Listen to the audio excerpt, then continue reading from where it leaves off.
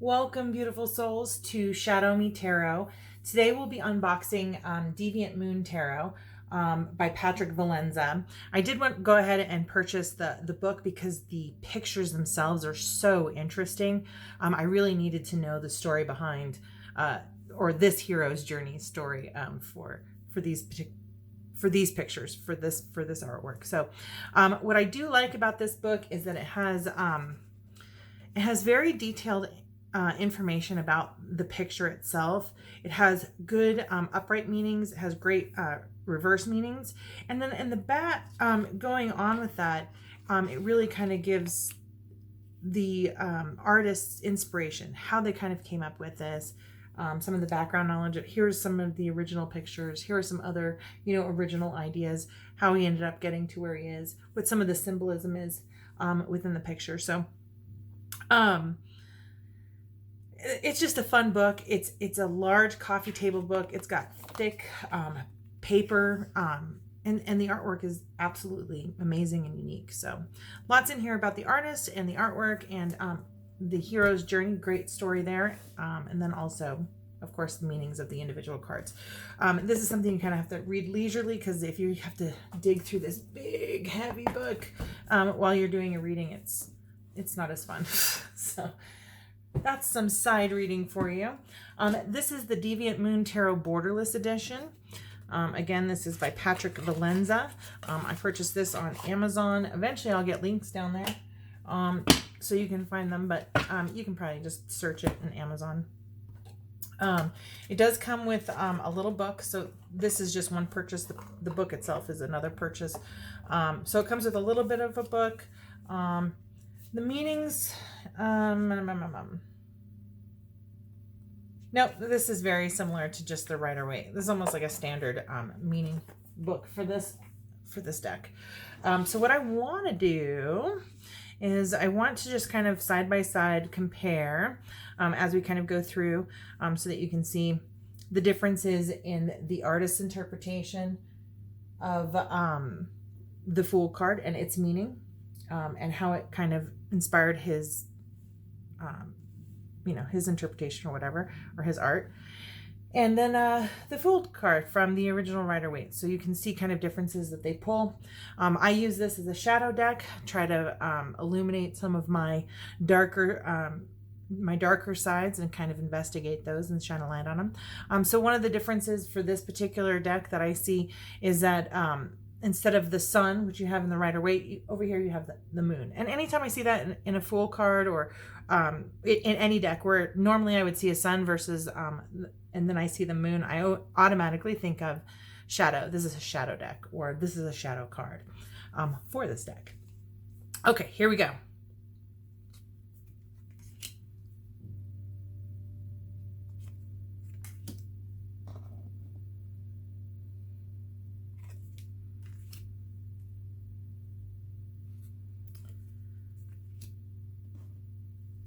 I do want to say that this is decent cardstock. It's I've had worse cardstock. It's what you can expect from a cardboard box rather than one of these thicker boxes. But the cardstock is just, it's okay. It's not the worst. It's not the best. So somewhere in the middle. I haven't shuffled these. We'll shuffle these at the end and see how well the cardstock holds up.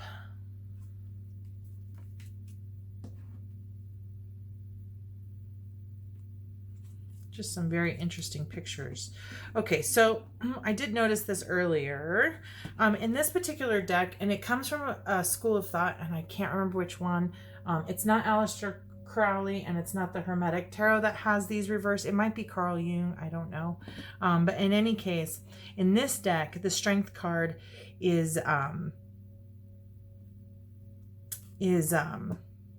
number 11 instead of number 8.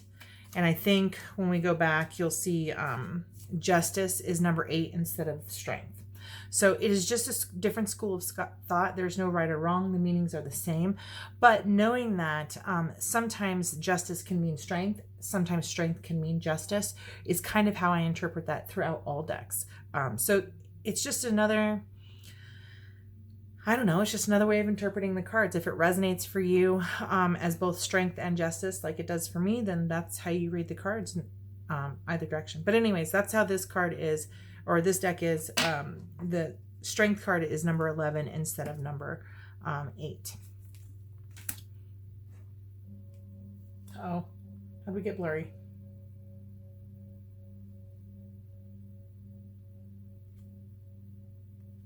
There we go. I don't know why it got so blurry there. Okay. All right, here we are. Onward. Death card.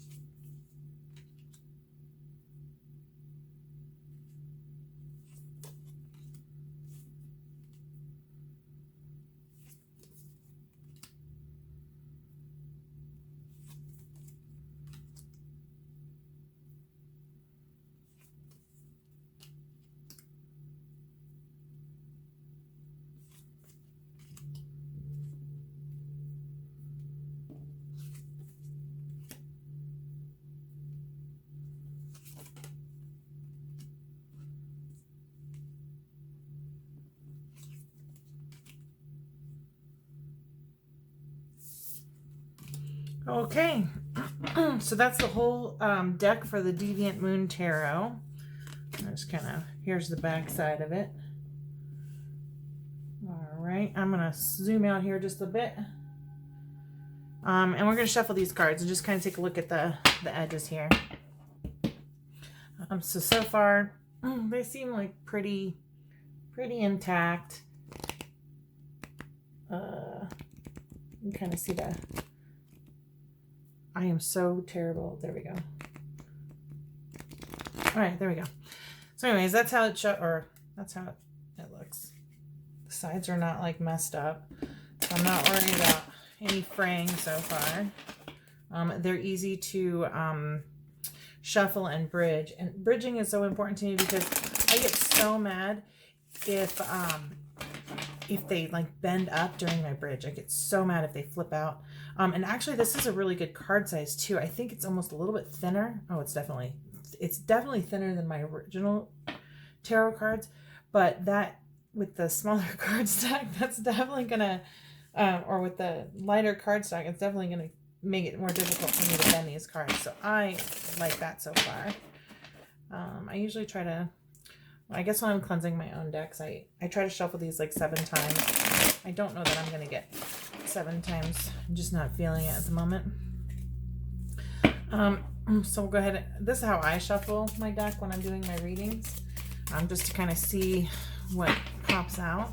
And let's see, Beautiful Spirit, is there any particular card that we should read for our viewers? What is the message that our viewers need to hear? Ooh, look at that. Queen of Pentacles and 5 of Swords. All right. And since 2 cards popped up, I will go ahead and read both of them from this super large book. Just to give you an idea of kind of what you can look for in these books. So let's get to Queen of Pentacles.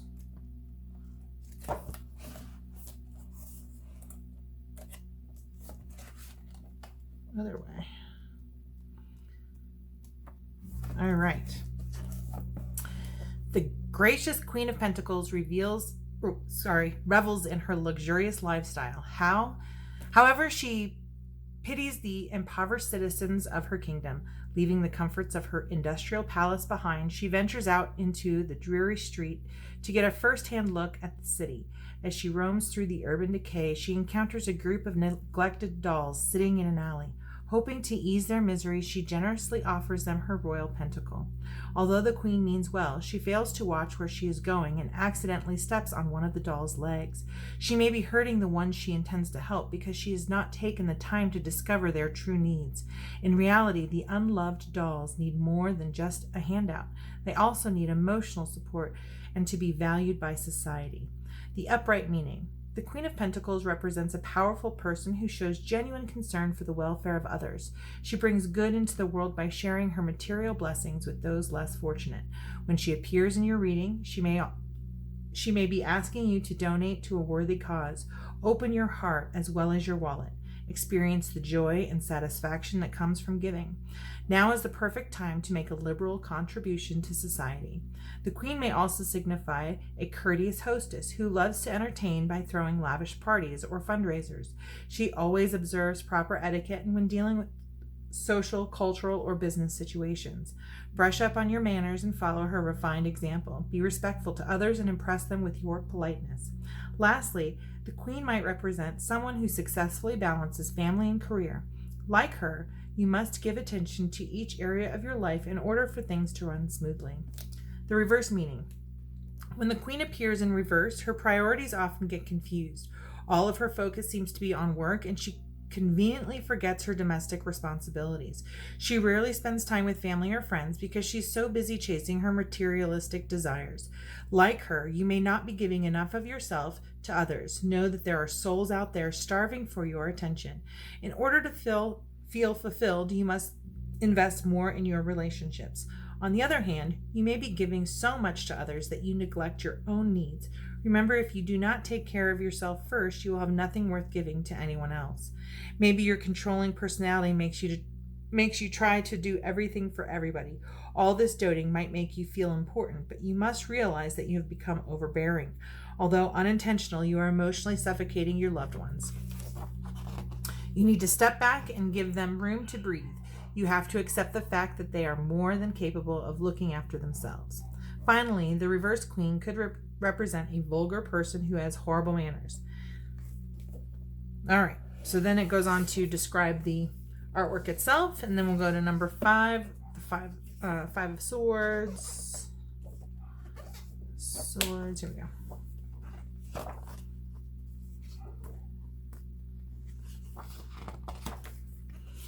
All right, our 5 of swords here.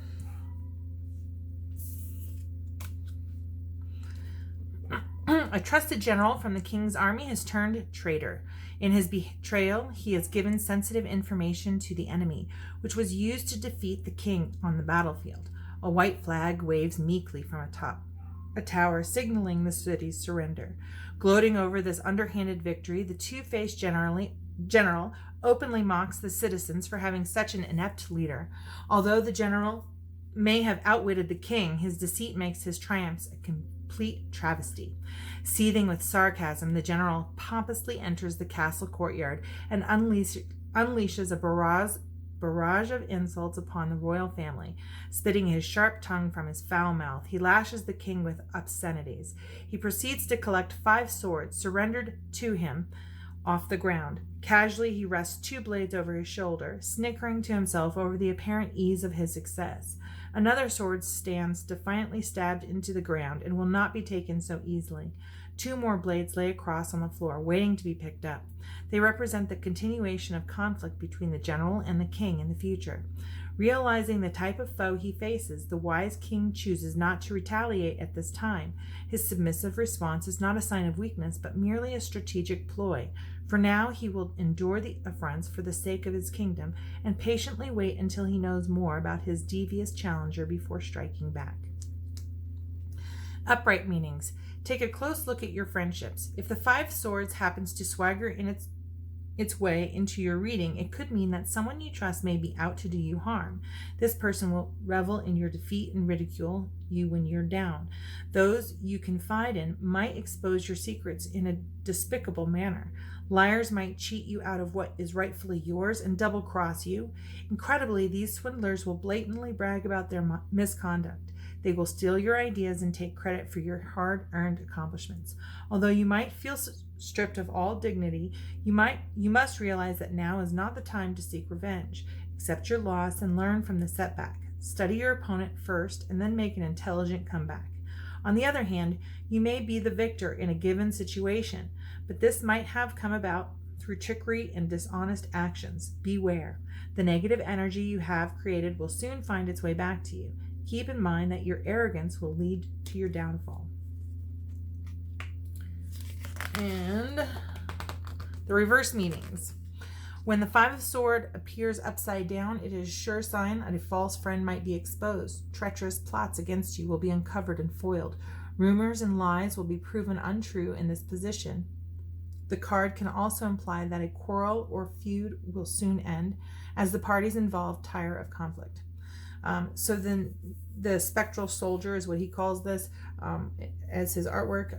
And this is just kind of a history on how he came up with the artwork. So I do hope you enjoyed this video of the Deviant Moon Tarot. And hope you enjoy the deck if you decide to purchase it. If you liked my video, please like and subscribe. That helps me get better and lets you know when I'm uploading videos. So thank you very much and have a wonderful day.